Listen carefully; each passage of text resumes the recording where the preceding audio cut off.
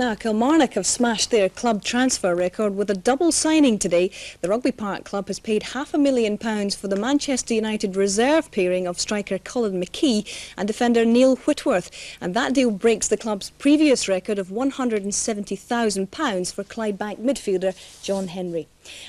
Final score: Kilmarnock 1, Falkirk 1. Kilmarnock and their new signings from Manchester United, Neil Whitworth and striker McKee, began the match very promisingly. McKee indeed was involved in Killie's first league goal of the season after 31 minutes. A terrific move saw him whip in a measured cross from wide right, which Bobby Williamson met first time on the half volley. But just after the break, controversy, with the Falkirk defence screaming offside on a through ball to McKee. Falkirk keeper Tony Parks was forced to make the save from the striker outside his area. He was duly sent off. McKee had another couple of chances after that, but just when it looked as though Killie would extend their lead 20 minutes later at the other end, Bobby Geddes fumbled a high ball swung in from the right side by David Weir.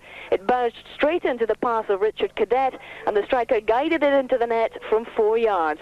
10-man Falkirk ironically had the better of the attacking play thereafter, but with 2 minutes remaining they lost another player. Colin Cram was sent off, and so too was Tom Black of Kilmarnock for a skirmish on the deck. It finished 1 each then. Jim Jeffries will be happy with the point in the circumstances. Alec Totten, I suspect, will not. No, especially since Kilmarnock are bottom of the table. Falkirk in third place behind Celtic and Hibs. Kilmarnock, yet to score a Premier Division goal, had new signing Colin McKee in the opening lineup, trying to correct that state of affairs, but his early attempt just floated wide.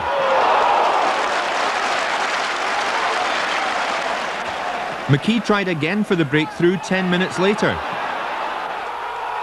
Again though, the effort off target. But the ex-Manchester United striker provided the cross for Bobby Williamson to score Killie's first Premier League goal of the season. And a good goal it was too.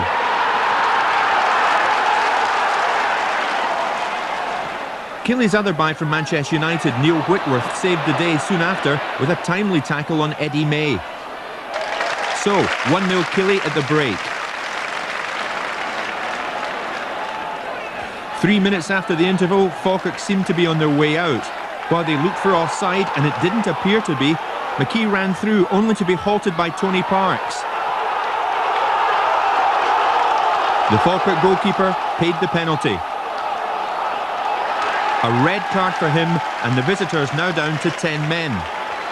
Willie Lamont, the substitute keeper, came on in place of Nicky Henderson, and he showed his talents with a great tip over there from Colin McKee. But 10-man Falkirk defied the odds and battled back to get on level terms. David Weir's cross beating keeper Geddes and falling for Richard Cadet to make it 1-1. 69 minutes gone.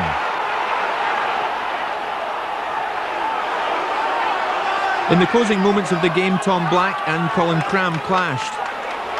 It looked like handbags at dawn, but referee Jim Herald, after consultation with his linesman, thought otherwise, and he sent both players off. It seemed a somewhat harsh decision. Killie down to 10 men, Falkirk reduced to 9, and 1-1 it finished. I felt the first half we were excellent. I thought we played a lot of attractive football, we created a lot of chances. And the goal we scored was a good goal. It was a lovely ball from Colin McKee, and Bobby Williamson took it very well indeed. But again, when you have that command of play, you've really got to bury teams, and I think by half-time the game should have been all over. Really showed great character. They picked themselves up. They knew themselves at half-time that they were, the commitment wasn't there that they were looking for. Maybe a wee reaction to the Rangers game, but certainly the second half, and we're going down to 10 men, they seemed to pick their game up, and they battled for each other, and we got the goal. And at the end of the day, for that situation, it's a good point.